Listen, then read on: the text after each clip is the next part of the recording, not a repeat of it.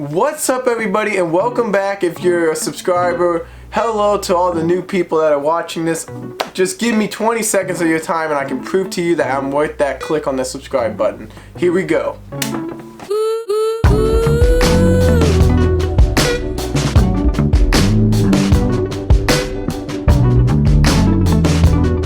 Alright guys, today we are going to be talking about drones. Yes, that word, drones. Now, this video is actually just the first video, a part of a big series that I'm making. This series is going to be what drone you should buy, how to fly your drone, the safeties that you need to know, the licenses you need to know, what you gotta know, what you need to know, everything about a drone. That's what it's going to be. This series is actually going to be subscriber based. What that means. So I'm going to give you guys the first 3 videos. After that, it may be 50 subscribers for the 4th, maybe 100 for the 5th. I don't know how I'm going to do it yet. Now, the first video, as you see in the title, is going to be how to choose your drone, because that's like a major thing, and when you fly a drone, you got to have one, right? I'm going to be kind of tailoring towards DJI a little bit more because that's what I have. That's what I know best at the moment. A little background about me first. I started flying back in 7th grade and I've been flying ever since, on and off throughout the years, but I bought this drone back in February and I've been flying steady since, so I have a lot of experience with flying, not just drones but planes too, and I've built my own 250 racing quad. So if you're into that, let me know in the comments below and I could actually make a video. So let's pick the drone for you. First off, you have to ask yourself,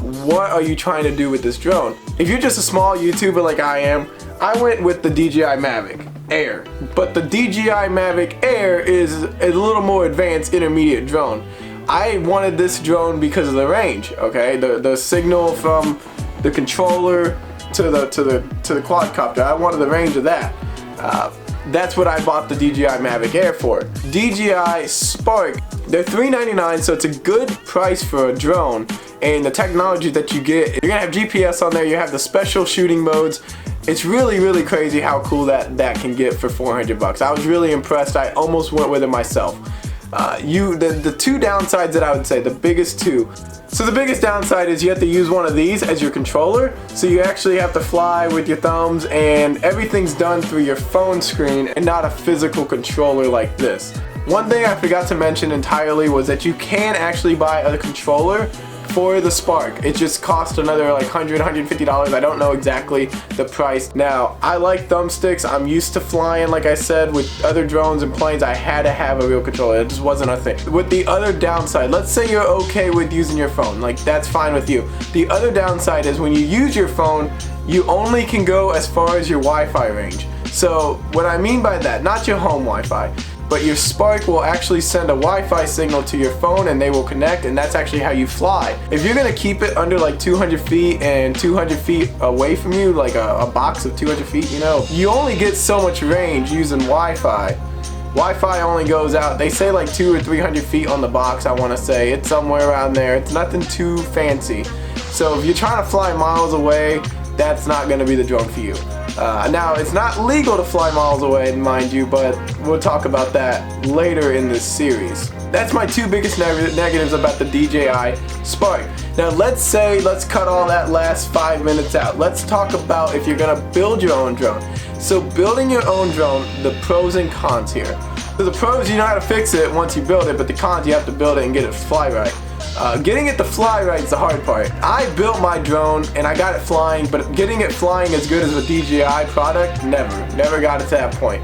I did a lot of tuning on a KK2 board, if you guys know what that is, and I was never able to get that to lock in and look good and fly good. Do I recommend building? I do and I don't. It depends if you know how to program. If you're into programming and you can learn the aeronautics and all that stuff, then go ahead and build. Now, a big other downside with that is all the drone laws coming out. DJI is kind of preparing itself for the future.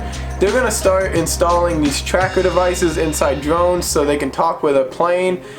It gets all crazy. Once again, I'm not going to try to overwhelm you guys with information. This is just the first video about how to choose your drone.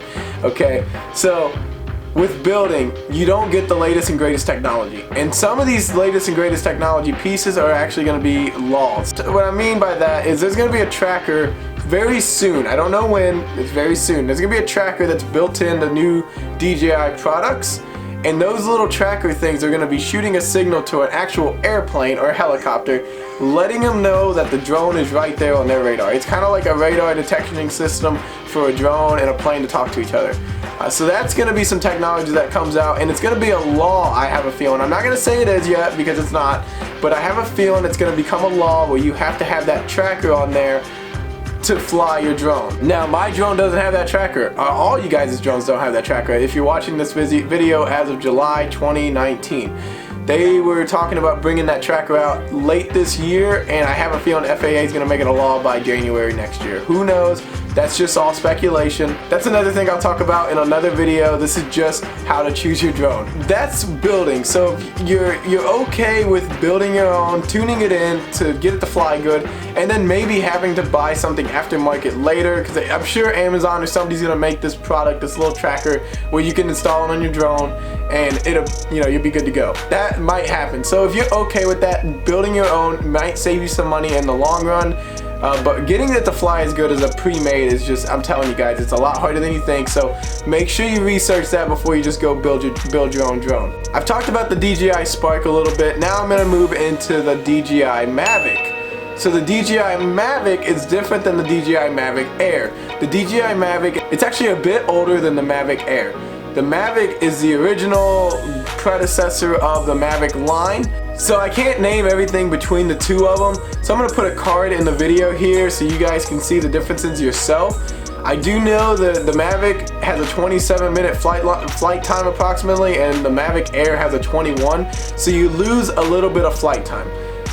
And you lose a little bit of range. You lose about a mile range, I want to say, between the Mavic Air and the Mavic. But the Mavic Air beats the Mavic in a lot of other categories. It's smaller, it's quieter, it's lighter. It can still handle, like I said, 20-mile-an-hour winds. It's newer, it's got a better camera, newer technology, easier to find things. I'm just telling you guys, the Mavic Air is the way to go if you're looking at that. It's about the same price right now. The Mavic's gonna be going away. You're buying older technology. You might as well just get the Mavic Air and be happier in the long run. Now, moving on to the next product is the Mavic 2, and this is the last one I'm gonna actually talk about in the video here, because the Spark, the Mavic Air, and the Mavic 2, those are kind of our entry-level drones. I mean, the Mavic 2 is a little more advanced than the Mavic Air. It's got a zoomable camera. There's a zoom version, and then there's another version. If you like the Mavic size and you like that higher end drone look, higher end technology, the Mavic 2 will provide a better flight for you. So I could be making slogans for this company. So I would go with the Mavic 2 if you don't think this is enough for you. I mean, it's been plenty for me. I've taken this thing really amazing place. I can't even describe to you guys all the places I've taken this drone and flown, and a man has seen me go anywhere and everywhere, and I've never been limited. But that's kind of the two categories you got. You got pre-made or you got build your own. I highly recommend going with DJI if you're gonna buy your own drone pre-made, out of the box, ready to go. Very simple to set up, very easy to use. Everything's in there. It's really truly hard to wreck it. So that's how to choose a drone, guys. I hope you liked the video. I put out a lot of information on what drone might be right for you. And make sure to leave a like and a comment if it helped. And don't forget to click that subscribe button and the little notification bell. I got 2 more videos coming out with this one today, so I'll see you guys in episode 2.